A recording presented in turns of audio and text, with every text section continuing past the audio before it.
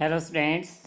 Last time हमने endangered animals के बारे में स्टडी किया था कि animals whose number are diminishing to a level, कि ऐसे एनिमल्स जिनकी संख्या एक लेवल तक डिमिनिशिंग यानी समाप्त हो चुकी है, that they might face extinction, और अब वो बिल्कुल ख़त्म होने के लेवल पे आ गए हैं, यानी उनकी कुछ संख्या ही बाकी है, are known as the endangered animals. ऐसे एनिमल्स को एंडेंजर्ड एनिमल्स कहा जाता है। स्टूडेंट, बूजो ने रिमाइंड भी कराया था कि जो डायनासोर है which became extinct a long time एगो, कि डायनासोर बहुत समय पहले ही समाप्त हो चुके हैं, अब हमें एक भी डायनासोर देखने को नहीं मिलता है। तो ऐसे स्टूडेंट्स बहुत से एनिमल्स अब ऐसे लेवल तक पहुंच गए हैं कि उनकी संख्या कम होते होते इस लेवल तक आ गई है कि वो भी एक्सटिंक्शन की प्रॉब्लम को फेस कर रहे हैं। तो ऐसे ही एनिमल्स से एंडेंजर्ड एनिमल्स कहलाते हैं जिनकी संख्या बहुत कम रह गई है। इसी बारे में बूजो के माइंड में क्वेश्चन आता है, I wonder if there is any record of all endangered species, कि क्या हमारे पास ऐसा कोई रिकॉर्ड है जिससे हमें एंडेंजर्ड स्पीसीज़ का पता लगे, यानी ऐसे कौन से एनिमल्स या प्लांट्स हैं जो कि ऐसी प्रॉब्लम फेस कर रहे हैं या वो एक्सटिंक्ट हो चुके हैं। सो स्टूडेंट्स, ऐसी एक बुक है जिसे रेड डाटा बुक कहा जाता है। Professor Ahmed explains about red data book to the children. He tells them that red data book is the source book which keeps a record of all the endangered animals and plants, कि जो endangered animals plant हैं यानी जो ऐसी problem face कर रहे हैं उन सभी का रिकॉर्ड रेड डाटा बुक में दिया गया होता है। Red data book is maintained internationally by an organisation, कि एक ऐसा ऑर्गेनाइजेशन है जिसके द्वारा इसको मेंटेन किया जाता है। India also maintains red data book, कि अपने कंट्री में भी रेड डाटा बुक को मेंटेन किया गया है for plants and animals found in India, कि अपने इंडिया में ऐसे प्लांट या एनिमल जो कि एंडेंजर्ड कहलाते हैं, ऐसे लेवल पर पहुंच गए हैं जो एक्सटिंक्ट होने वाले हैं, उन सब का डाटा हम रेड डाटा बुक में देख सकते हैं। नेक्स्ट टर्म है स्टूडेंट्स माइग्रेशन, कि माइग्रेशन क्या है। The excursion party then enters deeper into the forest। excursion party का मतलब जो स्टूडेंट्स से जो पहले बूझो और उसके क्लासमेट थे उनको excursion पार्टी कहा गया, क्योंकि वो उत्सुक थे नॉलेज प्राप्त करने के लिए, जानने के लिए, फॉरेस्ट के बारे में और अधिक जानने के लिए उत्सुक थे, इसलिए उनको excursion पार्टी बोला गया है। तो वो जैसे ही फॉरेस्ट की गहराई में एंटर करते हैं under the guidance of Madhav ji की गाइडेंस में वो अंदर जा रहे थे, जैसे माधव जी बता रहे थे वैसे उनके नियमों का पालन करते हुए। They sat near the Tawa reservoir to relax for some time. एक तावा रिजोर्स नाम से कोई रिजोर्स था, वहाँ पर रेस्ट करने के लिए वहाँ कुछ समय के लिए बैठ गए। पहले observe some of the birds near the river. Madhav ji tells the children that these are migratory birds, कि पहले ने वहाँ कुछ बर्ड्स को देखा रिवर के नज़र, तो माधव जी ने उनको एक्सप्लेन किया कि ये सभी माइग्रेटरी बर्ड्स हैं। These birds have flown here from other parts of the world, कि ये बर्ड्स यहाँ परमानेंट नहीं रहते बल्कि वर्ल्ड के दूसरे पार्ट से, दूसरे प्लेसेस से यहाँ पर कुछ टाइम के लिए रहने आए हैं। तो ऐसे बर्ड्स स्टूडेंट्स माइग्रेटरी बर्ड्स कहलाते हैं। Migratory birds fly to far away areas every year during a particular time because of climatic changes, क्योंकि स्टूडेंट्स जिस प्लेस पर वो रहते थे वहाँ के क्लाइमेट में चेंज आ जाता है, तो उनको उस प्लेस को छोड़ना पड़ता है, क्योंकि वो उनके अनुकूल नहीं रहता है, उसको वो अडेप्ट नहीं कर पाते हैं, इसलिए वो बर्ड्स किसी ऐसे प्लेस पे चले जाते हैं जहाँ उनको सूटेबल कंडीशन मिलती हैं। They fly for laying eggs as the weather in their natural habitat becomes very cold and inhospitable, यानी उनके रहने लायक नहीं रहता वह प्लेस, बहुत ही कोल्ड सराउंडिंग बन जाता है। तो वो रिप्रोडक्शन के उद्देश्य से कि उनको अपने एग्स देने हैं तो वो किसी ऐसे प्लेस पे चले जाते हैं जहाँ सूटेबल कंडीशन होती हैं।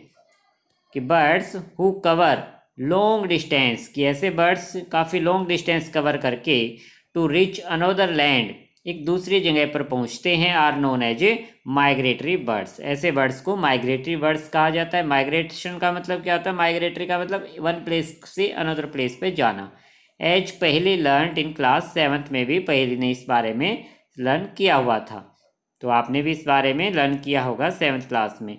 Next paragraph students, recycling of paper, कि professor Ahmad draws attention of the children to another cause of deforestation, कि प्रोफेसर अहमद ने बच्चों का ध्यान डिफोरेस्टेशन के एक दूसरे रीज़न की तरफ बताया कि डिफोरेस्टेशन क्यों किया जा रहा है। He tells them that it takes 17 full grown trees to make 1 ton of paper. 1 ton यानी 100 kg पेपर बनाने के लिए 17 फुल ग्रोन ट्रीज यानी पूरे काफ़ी बड़े ट्रीज जो 17 कट किए जाते हैं। तो समझो स्टूडेंट्स कितने सारे वर्ल्ड में पेपर यूज होता है, तो कितने सारे ट्रीज पेपर बनाने में ही यूज हो जाते हैं।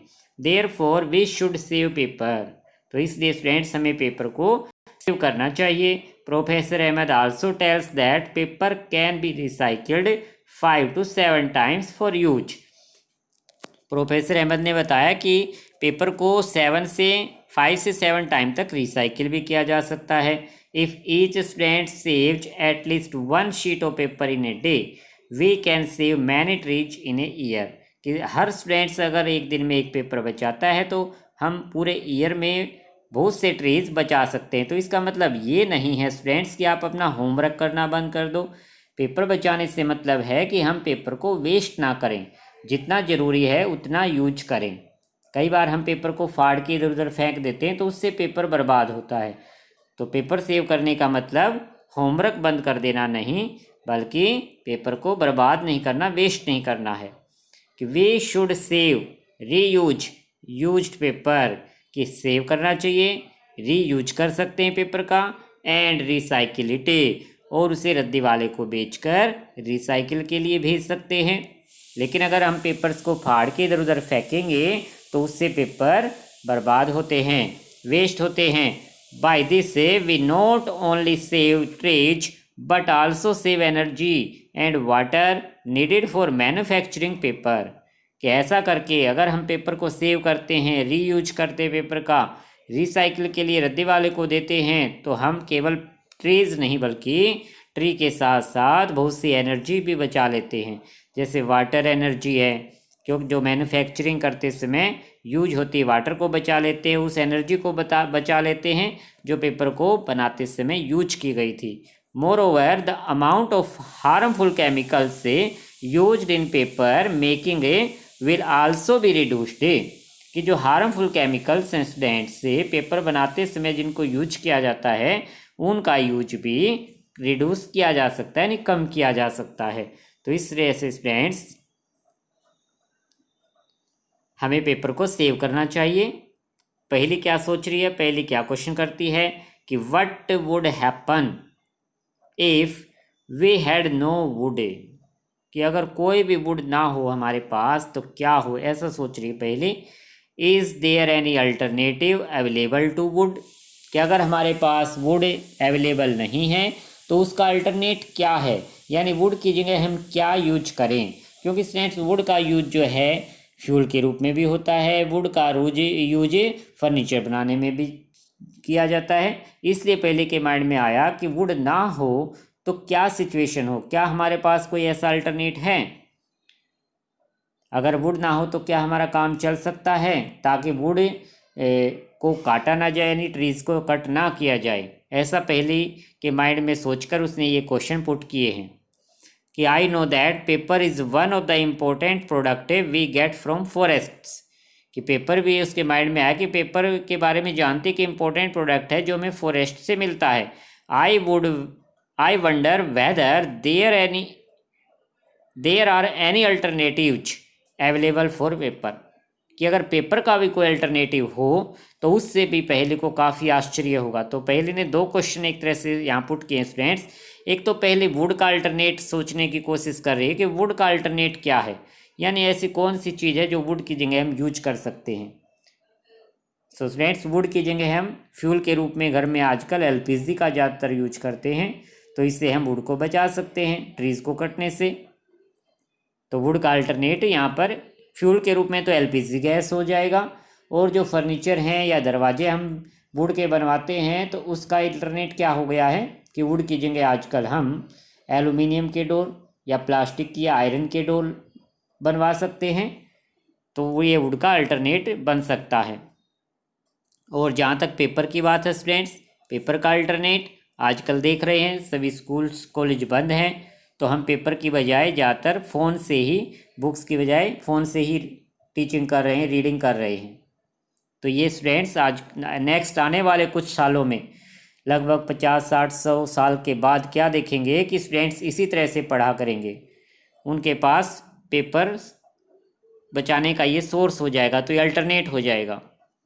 सो स्टूडेंट्स, बूझो के माइंड में आता is there any permanent solution. बूझो परमानेंट सोल्यूशन पर विचार कर रहा है कि जो डिफोरेस्टेशन होता है, permanent solution to the problem of deforestation की जो प्रॉब्लम है कि उसका परमानेंट सोल्यूशन क्या है।